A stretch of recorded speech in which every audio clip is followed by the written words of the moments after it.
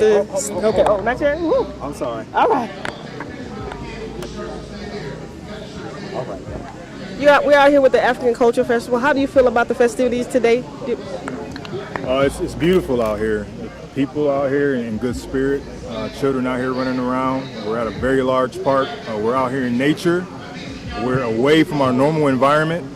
Sometimes we need to be able to get away from the neighborhoods that we live in and get out amongst the trees and get out amongst the insects and get sunlight and feed that melanin in us and make us healthy. So this type of environment, the spirit out here, we need more and more of this. I'm having a great time. Yes, sir, Brother Brett. I know you deal with a lot of economics, black economics. Could you share share some of the things that you're doing in the community with kind of help out black economics and getting our people more knowledge of black economics? Certainly. The company that myself and another brother, Jonathan Sinclair, put together called Black Wall Street 2.0, which is about cooperative economics. And we network and resource and pull information together to manage projects for cooperative economic success. One of the things that we're working on right now very heavily is the black beauty industry.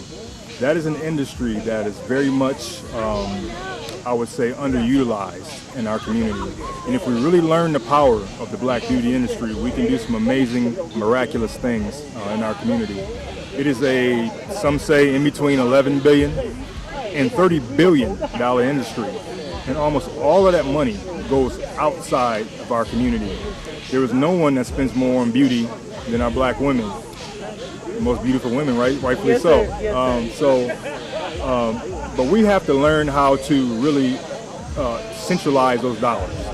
What we do, we have our sisters in the salons and the barbershops, which is the number one black profession in this country, is a salon or barbershop, business-wise. We have more stylists than anything else. Right. The stylists have to come to know truly how important they are, truly how strong they are. They have to really look at themselves on a different level as business professionals and start to master their environment. If they're using a comb, where do you get that comb from? Did you make any profit off that comb? If your client is sitting in your seat and you're putting hair in her seat, where did your client get that hair? Did she run down the street and buy it from another store outside of the community and bring the hair back and you put it in? Why didn't you have the hair ready for her? If you can sell to her, she's your friend, she trusts you, you're in her hair for 2 or 3 hours, why not buy from each other? So that just goes back to the principle of recycling dollars. We do not recycle dollars in our community enough, and that is causing us many issues. It leaves our community vulnerable. Yes, sir. And that is why, we cry out for justice and we don't receive it the way we should receive it because we don't have the influence that we should have.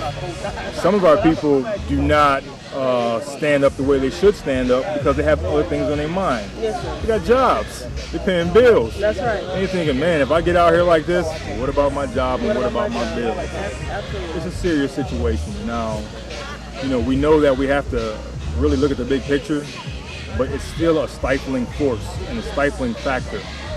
And if you have the power to do something about it, why not do it? Why not do it? Yes, sir. So that's what I'm saying. So the 10-10-15, it's all about cooperative economics. It's all about economic success and putting ourselves in a position where we can have group organization and we can put our money collectively together to influence politics, to influence the legislative system and things like that. So that's where it has to go. New economic power, new education, a new mind. 10-10-15 is all about a shift in the mental frame of, I don't want to just say black people, but the whole world. The whole world has to have a shift in its mental posture right now. And whether you would like it or not, history is about to change. History is about to shift right now. 10-10-15 is going to be something that's going to be so momentous to the human psyche. And seeing a people who have been historically oppressed for 500 years, when you have a people like that on the planet who stand up and say, you know what, we're tired of it now. We had enough, it's justice or else. That's serious. Because there's no other people on the planet that have 500 years of oppression like us who are saying, after 500 years, we're good, we want to do something else. So I'm really looking forward to 10-10-15. I'm looking for a change in mentality, a change in our people. Yes, sir. And just wanted to, because there's a lot of naysayers out there talking about justice or else, and meaning that they want to know, if we out here with all these beautiful black people, with all these people, not just black people, where is all this money gonna go? Is it gonna go in the hands of the Amish Little Farrakhan, or are we gonna go and we're gonna set up and we're gonna build things to make a better community? Well, that's a very easy answer. Minister Farrakhan joined the nation in 1955, okay? That means he's been on the front lines for our people. How many years is that? 60 years? Yes. He hadn't robbed us in 60 years? That's right. So do we think now all of a sudden he's got to change of heart at the age of 82 Yes, sir. when he don't even really need it like that anymore? That's right. And now he wants to rob us. Right. Preposterous, Right. ridiculous, Yes, sir. absurd. You got any more words? Yes, sir. We can get the thesaurus out Right. and start looking at him. But Yes, sir. but no, if that was the case, he could have done that a long time ago. The brothers and sisters are sincere in the community. It's not a Muslim thing. It's not. It's not a Christian thing.